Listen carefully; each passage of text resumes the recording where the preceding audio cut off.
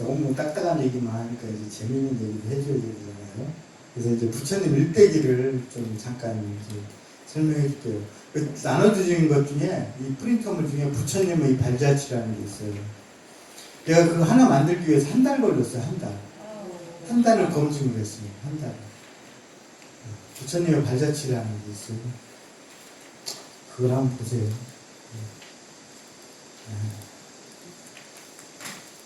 그 부처님의 발자취를 얘기하기 전에 제가 얘기하는 게 있다면 그 근간을 미리 설명드려야 될 것 같아요. 우리 그 당시에 우리가 흔히 알고 있는 힌두교의 원류가 뭐냐면 이제 이 아리안족이 믿고 있던 이 베다 신앙이죠. 베다 신앙이에요. 민속 토속 신앙이란 말이에요. 그럼 아리안부터 알아야 돼요. 아리안이 누구냐면은 기원전 1500년 전에 이 이란 위쪽으로 가면은 카스피해가 있어요. 이 작은 바다가 있어요. 그 카스피해 인근에 살던 그 유목민들을 이 아리안이라고 했어요. 아리안. 그럼 아리안이 무슨 뜻이냐는 내가 얘기 안 해줄 거예요. 굳이 뭐 그 필요 없으니까. 하여튼 카스피해 인근에 아리안이 살았는데 아리안이 지금 어느 민족을 얘기하냐면 간단하게 얘기해서 이란 사람들은 저 중동 사람들과 달라요. 민족이. 이란 사람들이 아리안족이에요. 그래서 아리안의 나라라고 해서 이란이라고 부르는 거예요. 이 영어를 보면 알 수 있어요. 아리안 알파벳을 보면 아리안의 나라라고 해서 이란인 거예요. 그리고 또 그리스 로마인이 아리안이에요. 그리스 로마.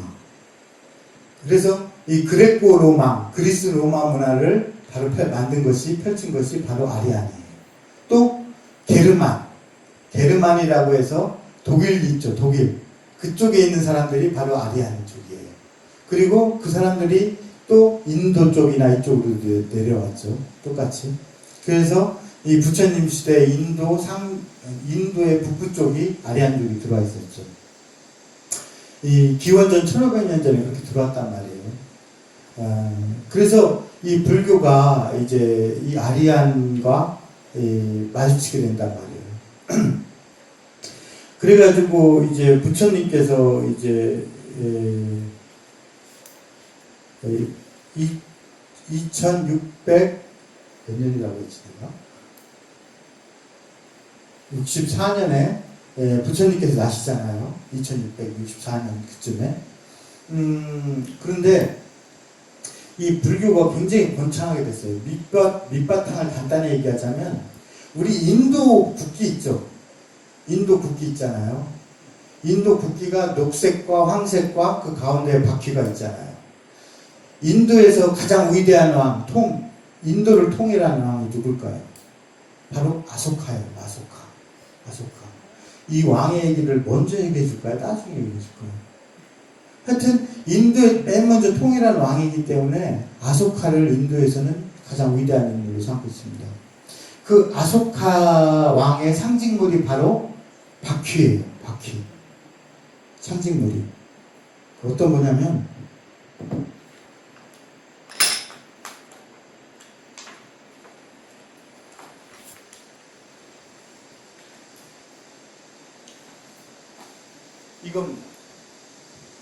이게 아소카 왕의 상징물이에요. 이게 뭐냐면은 부처님의 유적지마다 이걸 세울 거예요. 그리고 부처님의 뜻을 기려서. 이게 뭐냐면 바로 우리가 얘기하는 법륜이에요. 법륜. 그리고 다른 말로 칼라 차크라. 예? 그렇죠. 차크라 명상하는 게 거기서 나온 거예요. 칼라 차크라라고 그러죠. 법륜이라고 한단 말이에요. 법륜. 그래서 이 아소카 왕의 상징물을 가운데다 넣은 거예요. 인도 국기에다가. 근데 밑에 녹색은 뭐예요? 뭐겠어요? 녹색은 대지죠. 풀들이 솟아있는 대지. 그리고 황색은 뭐예요? 황색. 위에 황색은 뭐겠어요? 인도 국기. 황색은 뭐냐면 석양 노을이 지는 하늘. 아름다운 하늘. 석양 노을이 지는 아름다운 하늘이에요. 그래서 인도 국기가 상징하는 거는 인도 사람들이 그 국기를 만들 때 그 표현을 하려고 한 건 아니에요. 뭐냐면은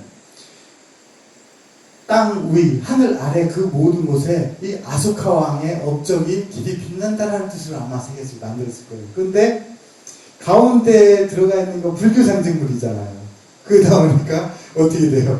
땅 위, 하늘 아래 그 모든 곳에 부처님의 가르침이 전해진다.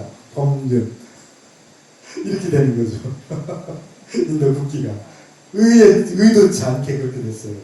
하지만 이것도 나중에 이제 다음번 강의 때 나눠서 얘기해 줄 거예요. 이 부처님 일대기에 대해서. 나눠서 얘기해 줄 건데, 먼저 얘기하자면, 이 부처님, 제가 사실 방에 지도가 있었어요. 두 개. 중국 지도하고 인도 지도가 있었는데, 또 어디다 잃어버렸는지 누구 줬나 봐요. 나 항상 그거 필요했거든. 큰 거. 엄청 큰 거. 그걸 여기다 걸어놓고 내가 하려고 했는데, 없어요. 그 인도는, 스타타 태자는 그 카필라투스라는 그 카필라 마스투라는 그 나라에서 이 꼴리아, 어머니가 살던 그 꼴리아가 한 190km 정도 떨어져 있어요. 그 길을 어떻게 가냐면 이렇게 가요. 여기 봐봐요. 여기 봐봐. 이렇게 가야 돼요. 꼴리아를 가려면. 이 강을 건너가야 되거든. 꼴리아를 가려면. 이렇게 가야 돼요. 근데 이렇게 내려가서 30km 정도 내려간 룸비니 동산에서 바로 시타타 태자를 난단 말이에요. 시타타 태자를 난 곳이 이곳이에요. 네? 이곳이라고요. 여기 보세요. 이곳이에요. 이곳에서 난단 말이에요. 그래가지고 이 어머니는 아이를 낳고 돌아가시죠. 그래서 이모인 마하바자바티에게 길러지게 된다. 그리고서 이 꼴리족, 그러니까 꼴리족의 공주 샤카족 출신의 야소다라하고 결혼을 하게 되죠. 결혼을 하게 돼요. 그 콜리가 이 마가다를 지나가서, 지도가 없으니까 보여줄 수는 없고, 마가다를 지나가서 쭉 가다 보면 콜리라는 나라가 있어요. 내가 지도 보여줬을 텐데 불교 역사에서도 있죠. 그거 있을 거예요. 거기 아마 표기돼 있을 거예요. 얘가 어디 있다고 내가 지금 보지 못하겠고 있을 거예요 아마. 거기에 이 공주 야소다라하고 결혼을 하죠. 그러나 이제 29세의 늦은 나이에 이렇게 출간하게 되잖아요. 뭐 사문 출간, 뭐 예상 무슨 출간하지만 저 그런 얘기 않겠습니다. 그지? 네? 저는 그 출처가 없는 것을 웬만하면 얘기하지 않겠습니다. 출처가 없는 것을. 네, 출처가 없는 것에 대해서는 웬만하게 얘기하고 싶지 않아요. 네. 그런 거기에서 이 카필라바스트에서 한 470km 정도 쭉 내려가다 보면 이 마가다라는 나라가 있어요. 라지기르. 마가다의 수도 라지기르가 나와요. 그 라지기르에서 한 조금 더 내려오다 보면 팔구강이 갈라지는 그쯤에, 그쯤에, 이 마하보디 대탑이 지금 세워져 있어요. 그 탑이 이 탑이에요. 62m의 대탑이에요. 이 대탑이, 지금 이 대탑은, 12세기에 그 미얀마의 바간 왕조가 세운 탑이에요. 사실 이거는 제가 불교 역사 얘기하려면 늘 슬퍼요. 저는 늘 슬퍼요. 늘 사실 슬픈 얘기이기 때문에 그렇게 즐겁게 얘기하고 싶어요. 그게 안 되더라고요. 이 12세기에 바간 왕조가 세운 탑이에요. 62m 정도 돼요. 12세기에. 근데 이 마하보디 대탑이 부처님께서 깨달음을 이루신 그곳에 세워졌거든요. 근데 이게 이 아소카 왕 때, 그러니까 기원전 한 3세기경에 세워진 그 탑이 있던 자리예요. 그 탑이 원래 한 3층 탑 됐어요. 3층 정도 됐어요. 그 탑을 12세기에 바가남조의 왕이 불신 때문에 부처님이 깨달음을 이루신 이곳에 찾아갔단 말이에요. 그랬더니 이곳을 누가 지키고 있느냐? 힌두교도들이 지키고 있었어요. 힌두교도들. 그리고 그래서 그 힌두교도들 다 내쫓아버리고 여기다 이 탑을 설계해요. 12세기. 굉장히 슬픈 역사예요. 자세히 얘기하자면 맨날 며칠 얘기해도 뭐 너무 길으니까. 그 대탑이 이런 탑이에요. 쉽게 말해서 이런 탑이에요. 예, 아까 마보디 된 탑이 이런 탑이에요. 여기서 깨달음을 이루시죠. 그리고서 깨달음을 이루시자마자 250km 정도 바라나시라는 강까지 걸어가세요. 250km 정도 걸어가서 거기에 강을 막 건너자마자 보면은 이 아소카왕 기원전 3세기경에 세워진 이 차우칸디아 스투파가 있어요. 이게 차우칸디아 스투파예요. 차우칸디아 스투파. 이 자리에서 오비구와 마주치게 돼요. 이 자리에서 오비구와 마주치게 돼요. 차우칸디아 스투파. 그리고 전 역사를 조금 약간 바로잡아주고 싶어요. 바로잡아주고 싶어요. 그리고 이 장소를 옮기게 돼요. 이 장소. 이 장소를 우리는 녹야원이라고 해요. 그리고 녹야원이라고 하고 또 다른 말로는 사르나트 이렇게 불러요. 그리고 또 다른 말로는 다메크스투파라고 부르기도 해요. 근데 사실은 여기 가면은 이 다메크스투파를 떠올려요. 사람들이 다메크스투파. 여기 봐봐요. 이 다메크스투파예요. 이게. 이 다메크스투파를 사람들이 떠올려요. 어마어마한 크기예요. 직접 가서 보면. 이 사람이 이 안에 있는데 사람이 안 보이는 거예요. 이 안에 사람들이 있어요. 근데 사람이 안 보이는 거예요. 너무 커서. 근데 이 자리가 중요한 게 아니에요. 사실은 이게 기원이 되지 않았다면 그게 없죠. 여기에서 잘 보이지 않지만 지금 여기 보면 이렇게 동그랗게 기단만 남아있어요. 기단만 남아있어요. 이게 아소카왕 때 세운 다르마 라지카 스투파예요. 이곳은 녹야원이나 라지길이라고 부르면 괜찮겠지만 다메크 스투파가 있는 곳이라고 부르기보다는 다르마 라지카 스투파가 있는 곳이에요. 기단만 있어요. 기단만. 이 왕이 여기에다가 스투파를 세우지 않았다면 이 자리가 이 부처님께서 오비구한테 설법한 것 자리인지를 알 수가 없죠.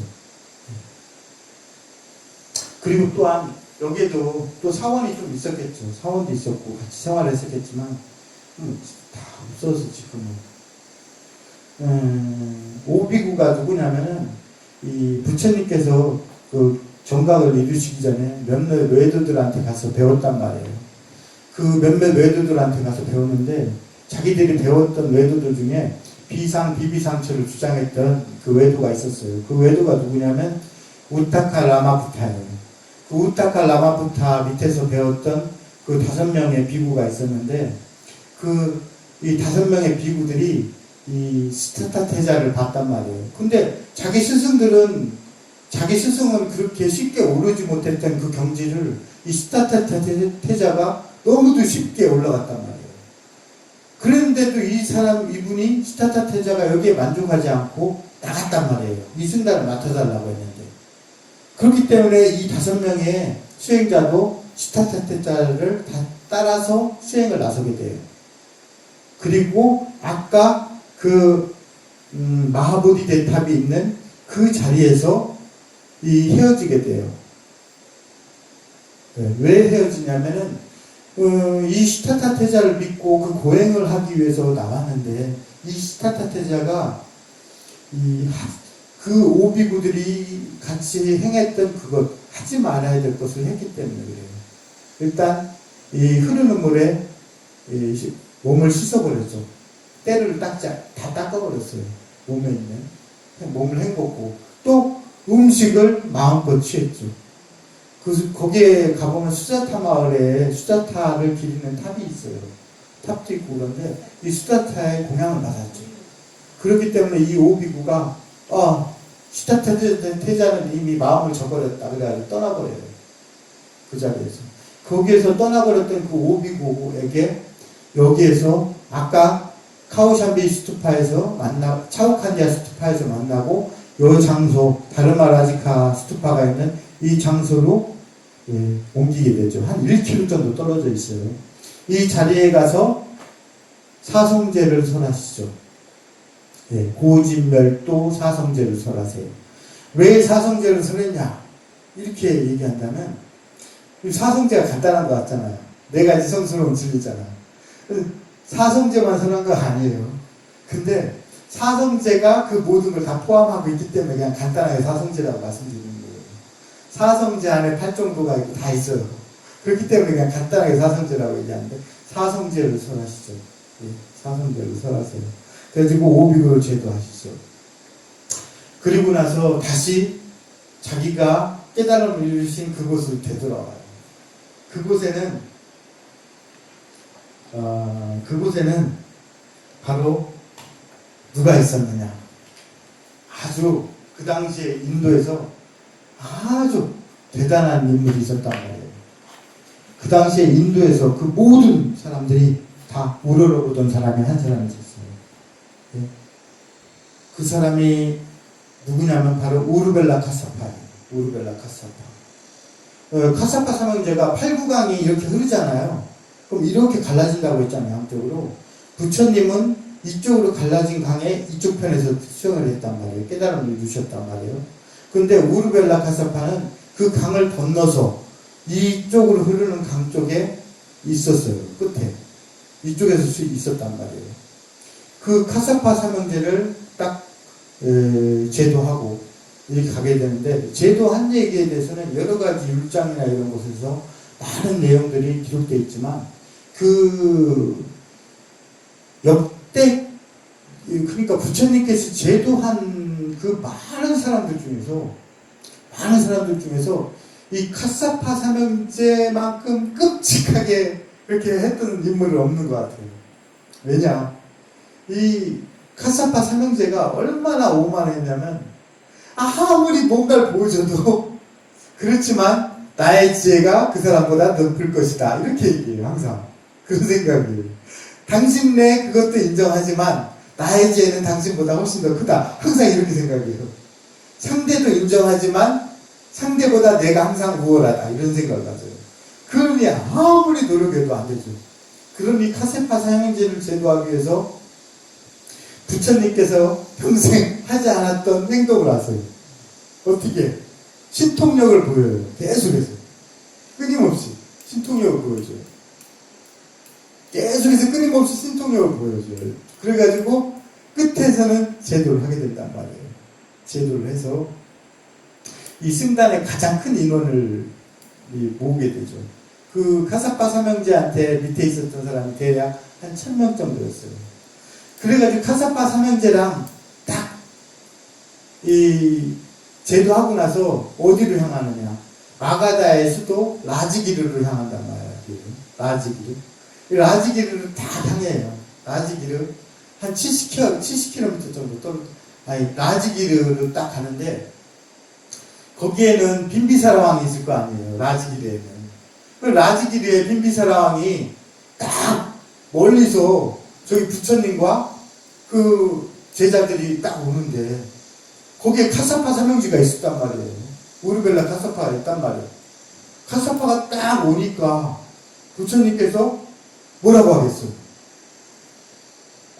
저기 오는 것은 우르벨라 카사파가 아닌가? 거기에는 저 속가족의 스타타자가 고다마가 오는데 과연 누가 스승인가? 라고 생각할 정도였어요. 우르벨라 카사파가 스승인가? 고다마가 스승인가? 모르겠는 거예요. 그 정도로 카사파 삼형제는 대단한 인물이었어요. 그렇기 때문에 부처님께서 그래도 카사파 삼형제와 그 제자들이 자기의 가르침을 온전히 받아들일 수 있다고 생각했기 때문일지 모르겠지만, 그 제자들만큼은 제도하기 위해서 온갖 신통력을 다 보여줬단 말이에요. 끊임없는 신통력을 보여가면서 끝내는 제도하죠. 그리고 카사파 삼형제를 제도하고 나서 승단이 비로소 한 1000명이 넘어가는 아주 많은 큰 승단을 발전했단 말이에요. 제가 나눠준 지도 중에요, 지도가 하나 있어요. 예전에 나눠준 지도.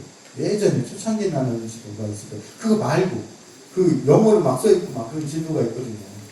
제가 왜 그 얘기를, 그 지도를 짚으려고 하냐면, 원래 힌두교가 뭐예요? 힌두교가 뭐냐면, 힌두교와 그 브라만에 대해서 얘기하려는 거예요. 브라만 사상에 대해서 얘기하려는 거예요. 이 아리안들이 갖고 있었던 그 베다를 근간으로 하는 게 브라만이잖아요. 아리안. 그러면은 우리는 그 당시에 막 힌두교가 뭐 우리는 흔히 막 뭐 인도 하면 막 이제 브라만, 베다 이러잖아요. 아니란 말이에요. 우리가 가지고 있던 그때 나눠준 지도에 보면은 맨 위에 쿠르라고 써 있을 거예요. 쿠르, K-U-R-U라고 써 있어요. 지도에 K-U-R-U라고 써 있어요. 그 지역이 아프가니스탄 지역이란 말이에요. 아프가니스탄에서 인도 북부를 아우르는 지역이 쿠르라는 나라가 있어요. 우리는 막 불교 역사에서 막 마가다, 코살라 이러니까 막 굉장히 큰 나라 같잖아요. 아니란 말이에요. 사실은 이 쿠르라는 나라가 있죠. 그리고 그 경계 지역에서 바라나시까지 내려오는 지역에 걸친 나라가 바로 판찰라예요. 판찰라. 이 영문 표기명으로 PANCH 뭐 이렇게 써 있을 거예요. 거기에 지도에 써 있어요. 내가 다 안 얻었어요. 지도 안 얻었어요. 판찰라라는 나라가 있단 말이에요. 그래서 오비구를 제도하러 갔을 때 들어간 나라가 바로 판찰라예요. 이건 나중에 제가 이제 얘기해 드리겠지만 이 불교 역사상 굉장히 슬픈 얘기거든요. 정말 슬픈 얘기예요. 왜 부처님 경전에 뭐 마가다도 등장하고 코살라도 등장하는데 왜 판찰라가 등장하지 않을까? 판찰라 내륙에 분명히 승원도 있고 분명히 그렇게 됐었는데 왜 없을까? 그에 대해서 난 다음에 얘기해 줄지 아니면 조금 이따 얘기해 줄지 얘기해 드리겠는데 분명히 부처님께서 제도한 나라 중에 판찰라도 있었어요.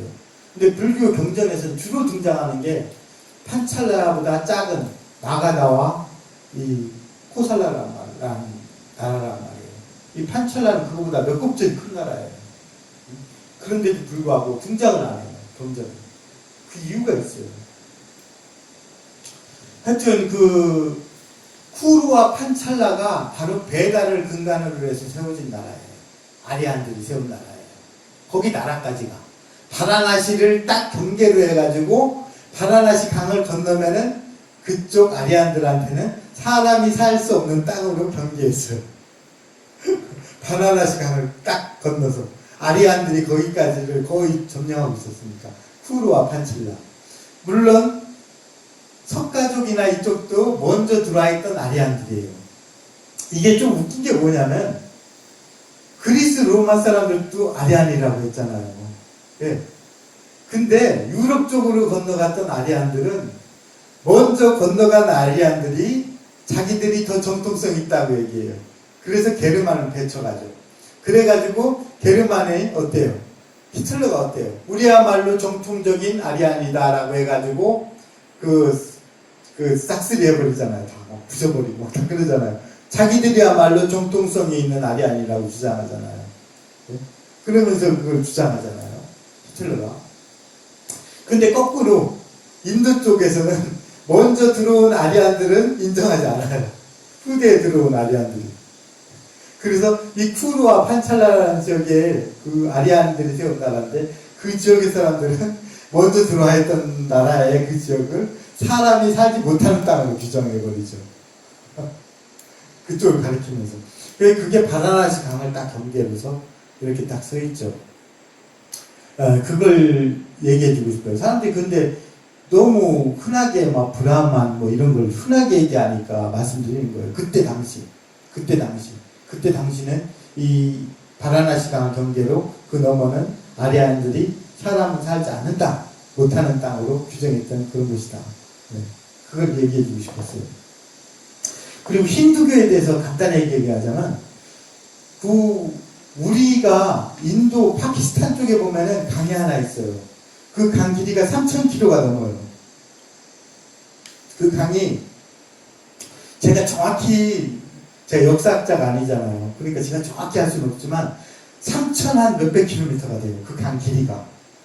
우리나라 저기 북한의 선진이나 여기서부터 해서 저기 남한 땅끝마을까지 가는데 한 700km 정도밖에 안 될 거예요. 근데 그 강의 길이가 3,000km가 넘어요. 그 강의 길이가.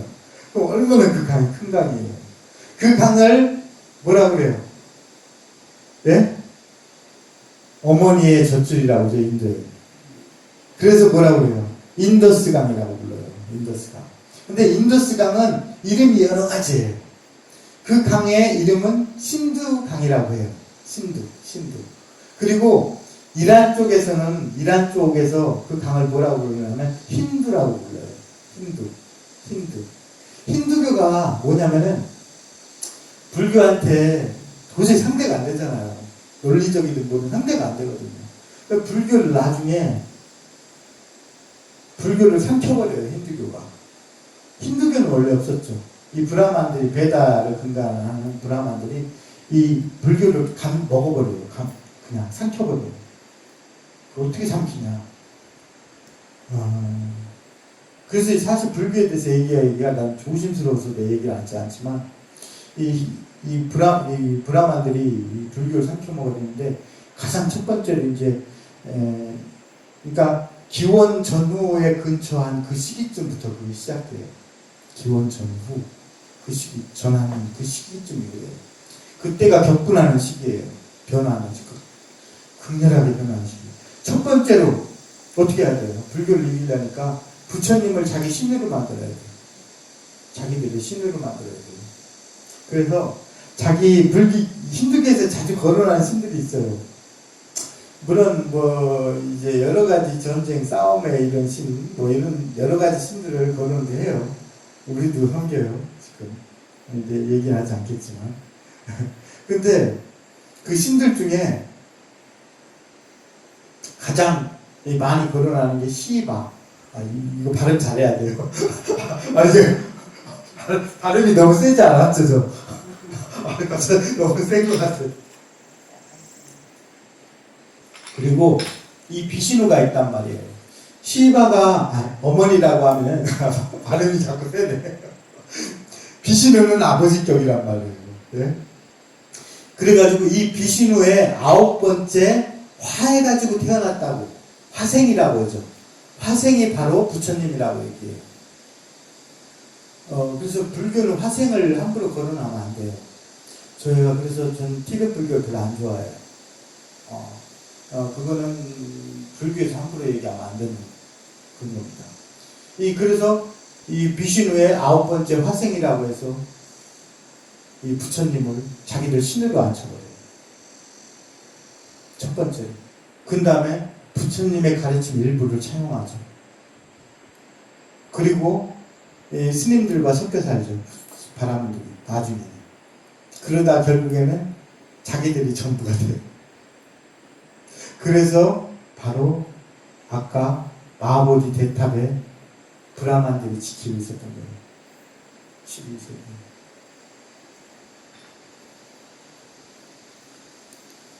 근데 그걸 얘기하려는 건 아니고 힌두교를 얘기하려는 거잖아요. 그렇게까지 했단 말이에요. 그러고 나서 그걸 좀 더 확장시켜 나가야 되잖아요. 우리나라도 토속신들이 많잖아요. 산신도 있고 무슨 뭐 많잖아요. 우리도 뭐라고 내가 알지 못해가지고 제가 좀 뭐라고 해야 되나? 제가 역사적 조회라든가 이런 게 소양이 좀 없거든요. 좀 적어요. 그래가지고 잘 모르지만 우리도 많은 신들이 있잖아요. 네? 5만 가지 신들이 있잖아요.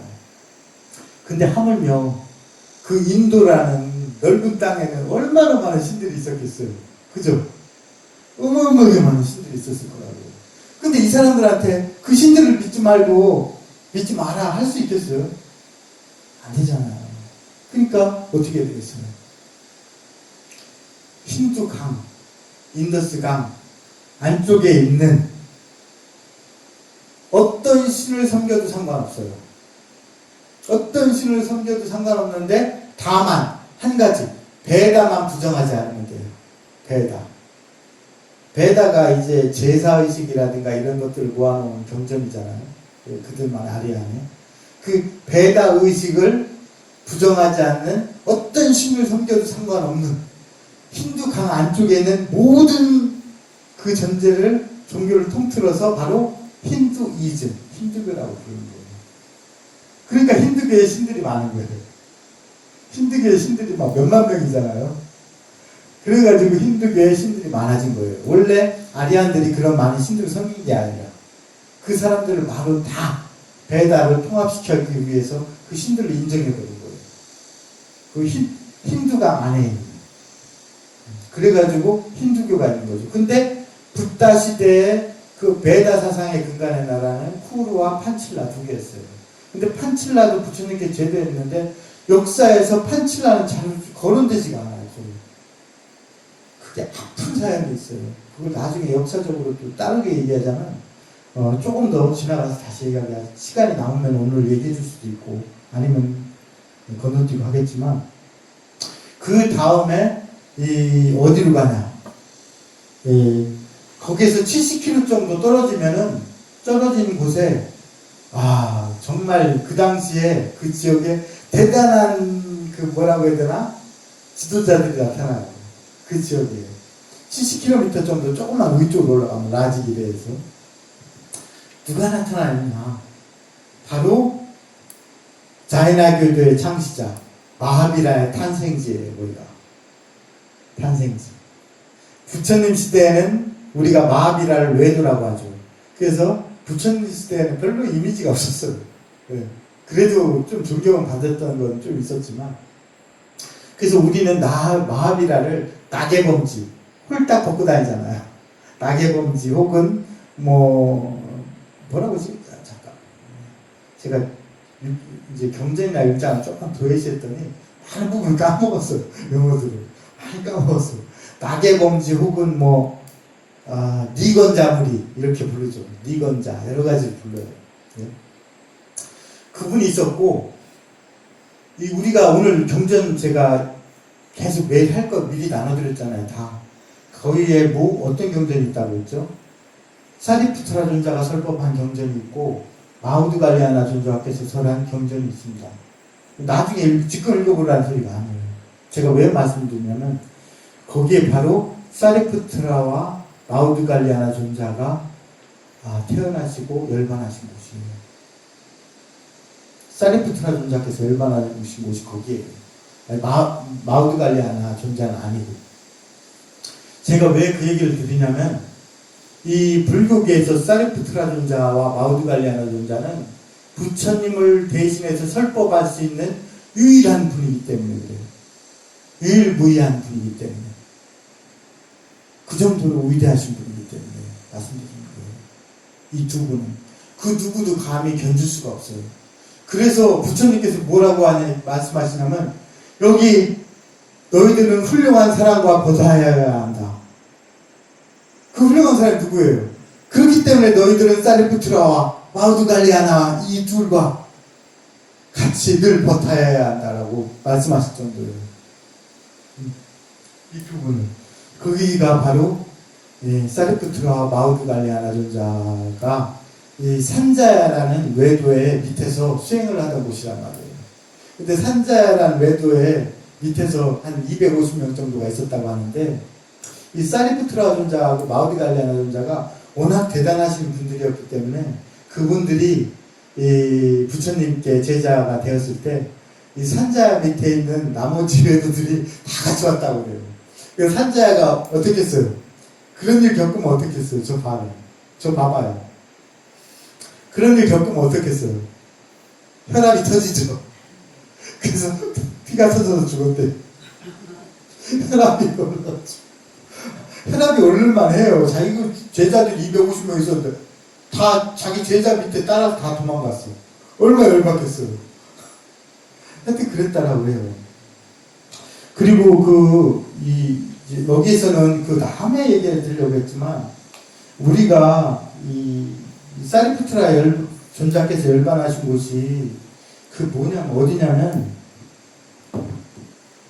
다음에 얘기해 드릴 텐데 이거는 꼭 얘기해주고 싶어서 불교에서 정말 가슴이 아픈 곳을 이 제가자들이 모르는 경우가 굉장히 많거든요. 카오산.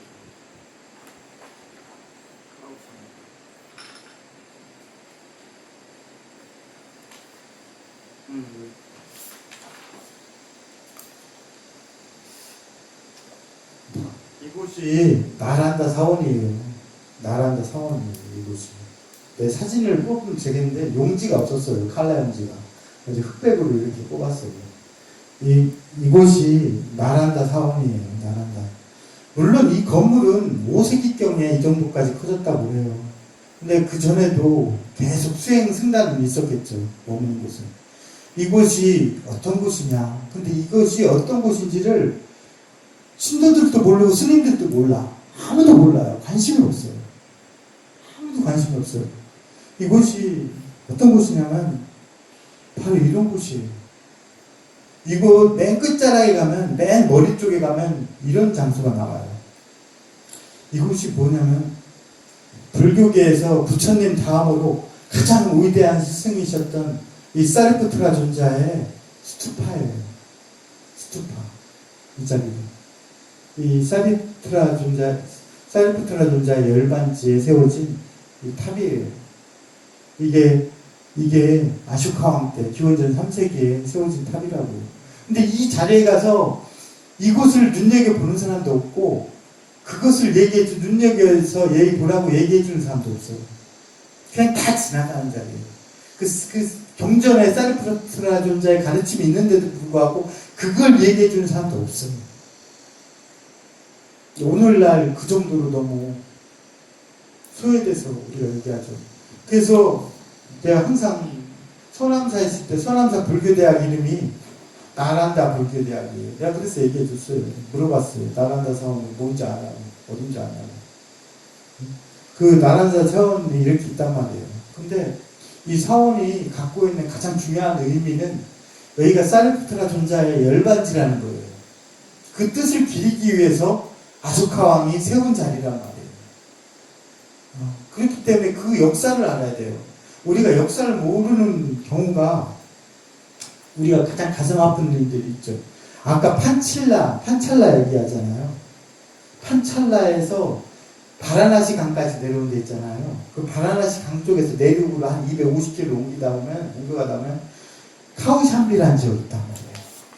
이게 카우샴비예요. 이 카우샴비 유적이라고, 여기가. 이게 카우샴비 유적이에요. 카우샴비. 이 내륙으로 250km까지 들어와야 돼요. 판칠라 내륙으로. 여기에 그 당시에 수행터가 있었다고요. 이 사원이 있었다고요. 지금 이 사원이.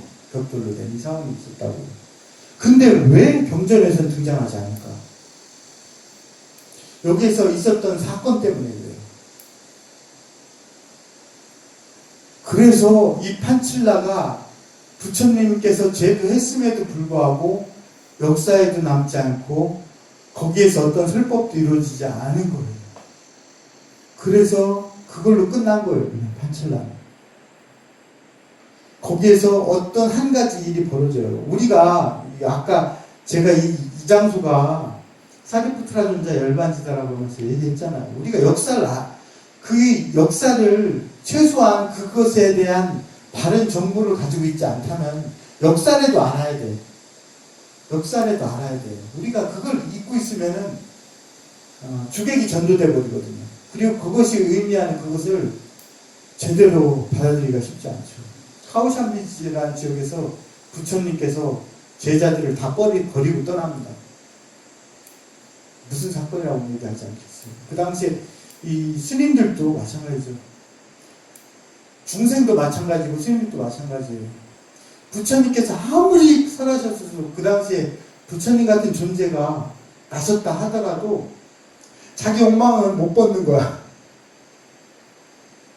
우리가 읽을 것 같아요. 1600년 전 우리가 책을 번역을 했단 말이에요. 거기에 여러 가지 사실들이 적나라하게 나와 있어요. 네, 여기서 얘기는 안 해드릴게요. 적나라하게 얘기돼 있단 말이에요. 그럼 논강을 한단 말이에요. 그 전날. 그 내용을 바로 잡아요. 그러면서 우리들끼리 얘기하는 거죠. 이거 정말 잘못된 거야. 뭐 한 거야? 딱 해요. 그리고 그 논강을 마치고 뒤돌아서는 순간 우리는 말을 달리해요. 그렇지만 어쩔 수 없잖아. 라고 얘기합니다. 우리도 이런 미혹이 있는데 그 부처님 때도 그런 미혹이 있었는데 지금이라고 다르겠어요. 부처님 때도 부처님이 옆에 계신데도 미혹이 생기는 거예요. 우리가 옆에서 누가 노름을 하거나 사기를 당해서 아무리 막 뭐가 잘못되고 이런 사람 옆에 있잖아요. 이렇게 있어도 그 옆에 있는 사람은 미혹을 떠올려요. 이것을 경계의 대상으로 삼지 않는다고. 그렇게 부처님 옆에서 가르쳐주고 해도 이 중생들은 그게 안 됩니다. 그래서 이 비구들이 서로 싸워요. 자기가 옳다 그러다. 부처님 있는데도 내가 부처님 앞에서 부처님께서 하지 마라 했는데 그래서 결국엔 화합하지 못하잖아요. 그래서 부처님께서 그 제자들을 버리고 떠납니다. 그래서 절이 싫으면 중도 떠난다는 얘기가 거기 나왔지. 그래서 부처님이 그 제자들 버리고 떠나기 때문에 그 백성들이 부처님을 가시게 했잖아요. 제자들이. 그래서 공양도 안 올립니다. 거기에 있는 스님들한테 공양도 안 올린다고. 그래서 버려진 거예요. 카오샹도. 그 판찰나가 그래서 버려진 거예요. 그렇게 가장 큰 나라였는데 그 당시 그 판찰나가. 그것뿐만 아니라 우리 가끔 소림무술 하잖아요. 소림사 무술 하잖아요. 그것도 마찬가지예요. 그 사람 역사를 몰라서 그런 거예요. 역사를 알아야 돼요. 그래서 역사라도 모르면 아니 자기가 지혜가 있고 선견이 있으면 좋은데 그게 없다면 역사라도 알아야 돼요. 역사라도 알아야 돼요. 왜 우리가 이슬람교를 믿고 있는지에 대해서 그 역사도 알아야 된다고요. 저쪽에 있는 이슬람인들이 왜 이슬람교를 믿고 있는지 그 역사를 안다면은 그렇게 자유롭지 않을 거예요. 이슬람 세력들이 칼과 코란을 들잖아요. 무력으로서 다 정벌을 해요. 근데 왜 이슬람교를 믿었냐면 이슬람을 믿지 않는 사람들에게는 세금을 과하게 부과했어요. 이슬람을 믿어야만이 세금을 적게 감면해줬어요. 그래서 믿게 된 거예요. 그 강압적으로 믿은 거잖아요. 믿음 때문에 믿은 게 아니잖아요. 근데 지금 오늘나라에 와서는 주객이 전도됐죠. 역사를 모르는 민족에게 그래서 미래가 없는 거예요.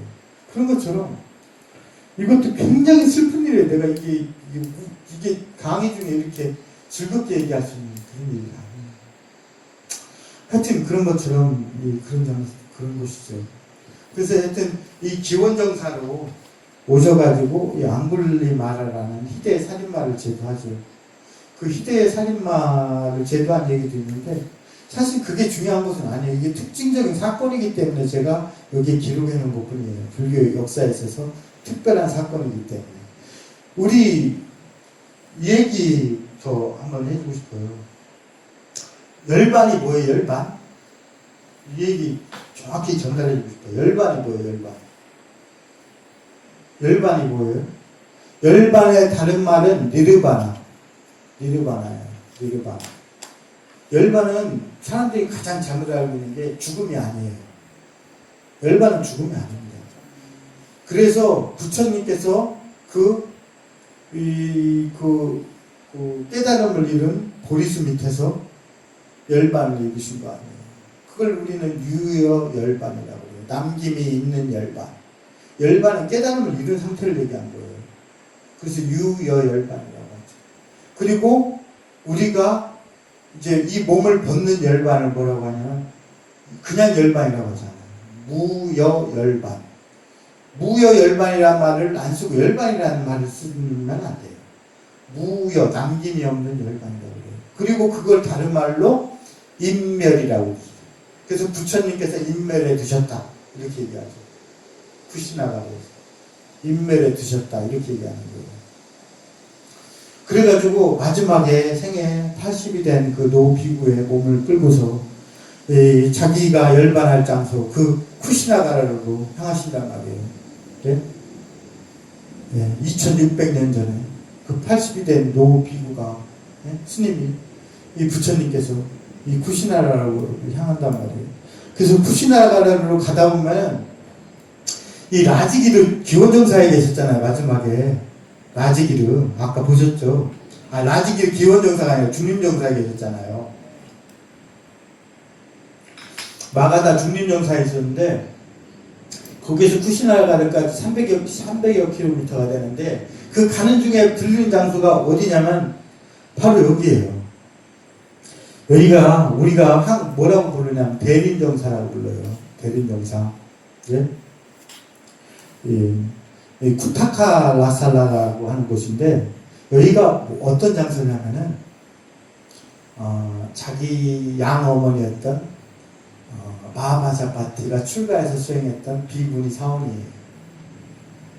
그곳에 이 아소카 왕이 기원전 3세기경에 세운 스투파란 말이에요. 이제 이 장소가 그 사원이에요. 비구니 사원 최초의 비구니 사원. 이곳을 지나가요. 이곳을 지나가죠. 근데 왜 이곳을 얘기하냐면 거기에서 조금만 더 가면 이거 내가 칼라로 했어야 되는데 칼라가 안 돼.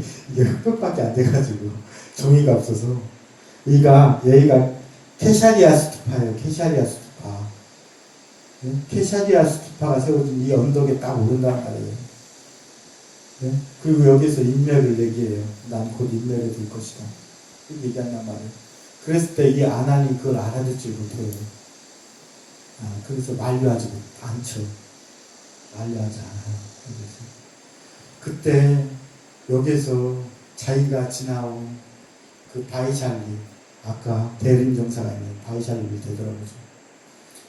다시는 저 바이샬리를 보지 못하겠구나 라고 얘기한단 말이에요. 자기 이모이자 어머니였던 마하바자파티가 출가해서 수행했던 그것을 가리키면서 다시는 저 바이샬리를 되돌아보지 못해 이렇게 말씀하십니다. 그리고 쿠시나가라고 하시죠.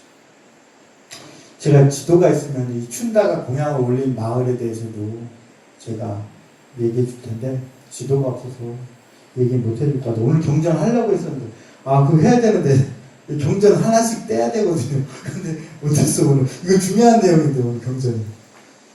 그래서 쿠시나가르에서 열반을 하시죠. 여기가 이 장소가 그 부처님의 다비를 치렀던 장소예요. 여기가 거기에 세워진 스투파예요. 아소카 때 세워진 스투파죠. 여기가 스투파예요. 여기 보여요? 흑백이랑 보여요? 네, 보이죠? 여기가 그것을 이 다비를 한 장소를 기념하기 위해서 세운 스투파예요. 아소카 때. 이 라마바르 스투파라고 하는데 이곳에서 다비를 하죠. 그때